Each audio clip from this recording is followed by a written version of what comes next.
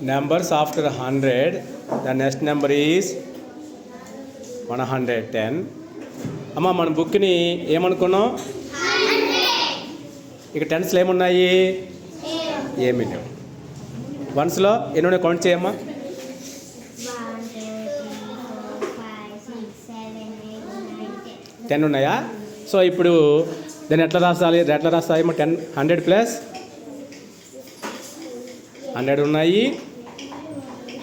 ఒక బుక్ 100 అనుకున్నాం. Plus blue sticks ఎన్ని ఉన్నాయి? 10 రాయి. 100 ప్లస్ 10 ఎంత అవుద్ది? 110. ఎట్లా రాయాలి? 0 అంతేనా? రాయమ్మా. 1 1 0. 1 ఎందుకు రాయాలి? ఒక్క బుక్ ఉంది కాబట్టి. నెక్స్ట్ 1 ఎందుకు రాయాలి? ఇవన్నీ ఒక కట్ట కట్టి ఇక్కడ పెడతాం. కట్. వెరీ గుడ్ తల్లి. అవన్నీ కట్.